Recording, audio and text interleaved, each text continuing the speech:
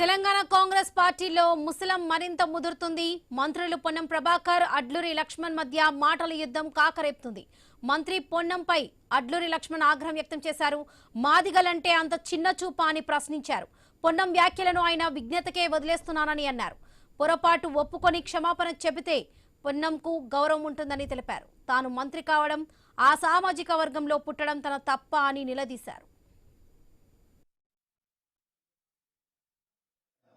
మీ ద్వారా మా ఇంటర్ తెలంగాణ ప్రజలకు ఏదైతే మా మాదిగ జాతి కుల బాంధవులు కానీ కుల సంఘాలకు కానీ మా పెద్దలందరికీ కానీ మనం కానీ ఏదైతే నాకు జరిగినట్టు అవమానం ఏంటి తక్షణమే స్పందించి అనేక ప్లాట్ఫామ్స్ మీద వాళ్ళు నిరసన కానీ ఏదైతే జరిగిన ఏదైతే అన్న వ్యక్తి మీద తప్పనే ఆయన వెంటనే క్షమాపణ చెప్పాలని కోరిన దానికి మనస్ఫూర్తిగా వారికి నేను ధన్యవాదాలు తెలియజేస్తున్నాను. ఇంకోటి ఏంటంటే దీన్ని పెద్దగా కాకుండా ఆయన జరిగిన యథార్థాన్ని వాస్తవాన్ని ఒప్పుకొని తప్పని క్షమాపణ కోరితే ఆయన గౌరవం ఉంటుంది. ఆయన అన్న మాటకు వ్యక్తిగతంగా ఒక అనడం తప్పని విషయంలో కూడా ఆయన క్షమాపణ ఇస్తే ఆయన మంచిగా ఉంటుంది అనేది నేను మీ ద్వారా చెప్తున్నాను. ఇప్పటికే ఆ మంత్రి ప్రభాకర్కు పొన్నం ప్రభాకర్ గారికి ఒకటే మాట చెప్తున్నాను. అటు డాక్టర్ వివేక్ మా వర్గము మంత్రి అనుకున్నప్పటికీ ఆయన లేచిపోతే ఆయన వస్తాడా రాడని ఆయన ఒక దిక్కు అవమానంగా మాట్లాడతారు. ఈయనేమో నేను ఉండని వెళ్ళిపోతా అంటాడు. మేము ఆయనకు మేము వాళ్ళ వర్గాన్ని మేము ఆ వర్గంకి వచ్చిన వాళ్ళంగా కష్ట సుఖాల్లో మేము ఆయన కొడుకు ఎంపీలో పడితే మేము మీదేసుకొని మేము గెలిపించాం ఆయన కొడుకు పెద్దపల్లి పార్లమెంట్. మేము వాళ్ళ తండ్రి అప్పటి నుంచి మా తండ్రి వాళ్ళతో స్నేహితం వాళ్ళ కుటుంబానికి మేము పెద్దపల్లి పార్లమెంట్లో మేము కార్యకర్తగా వాళ్ళ కుటుంబానికి మేము ఓటేసి మేము గెలిపించేదాన్ని మా పాత్ర ఉన్నది.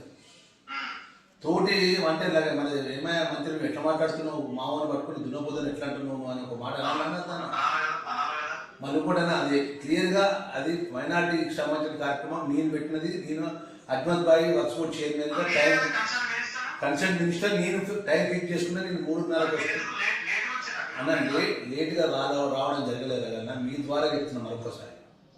అయితే అన్న ఒకటే, తెలంగాణ కాంగ్రెస్ పార్టీలో ముస్లిం మరింత ముదురుతుంది. మంత్రులు పొన్నం ప్రభాకర్, అడ్లూరి లక్ష్మణ్ మధ్య మాటల యుద్ధం కాకరేపుతుంది.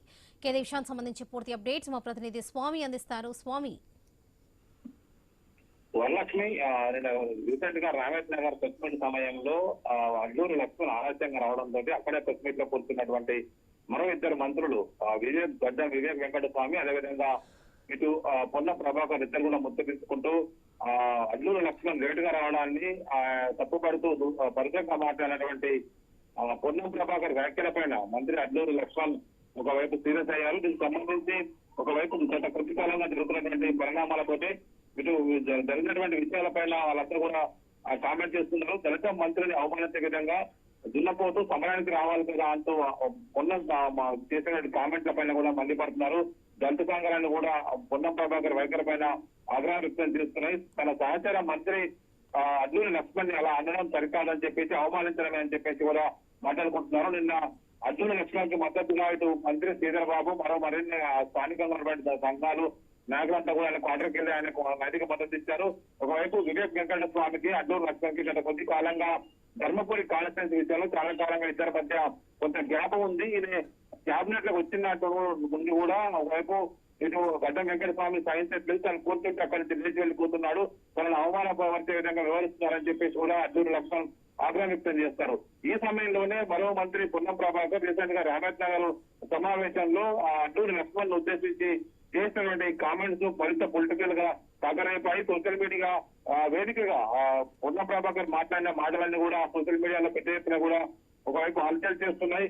దీంతో ఇటు సహచార మంత్రిని గౌరవించాలి, లేకపోతే పొన్నంని క్యాబినెట్ నుంచి బర్తరఫ్ చేయాలని చెప్పేసి కూడా దళిత సంఘాలు డిమాండ్ చేస్తున్నాయి. అడ్లూరి లక్ష్మణ్ కూడా పొన్నం ప్రభాకర్ తన తప్పును తెలుసుకొని క్షమాపణ చెప్తే సరిపోతుందని చెప్పేసి కూడా ఆయన మాట్లాడారు. దీంతో వివేక్ వెంకటస్వామి వైఖరిని కూడా అడ్లూరి లక్ష్మణ్ తప్పుపడుతున్నారు. అదే ఒకవైపు ఇదే అంశానికి సంబంధించి ఏఐసీసీ అధ్యక్షులు మల్లికార్జున ఖర్గేకి అడ్లూరి లక్ష్మణ్ ఫిర్యాదు చేశారని తెలుస్తుంది. మరోవైపు సీఎం రేవంత్ రెడ్డి కూడా ఫోన్ చేసి అడ్లూరి లక్ష్మణ్ ని అనునయించినట్టుగా కూడా ఒకవైపు బయటికి వార్తలు వస్తున్నాయి. మొత్తానికైతే క్యాబినెట్ సహచరుల మధ్య జరిగినటువంటి ఈ మాటల యుద్ధం కాస్త వారి అంతర్గతంగా వారి మధ్య అభిప్రాయ భేదాలకు దారితీశాయి. Varalakshmi. Right Swami, thank you.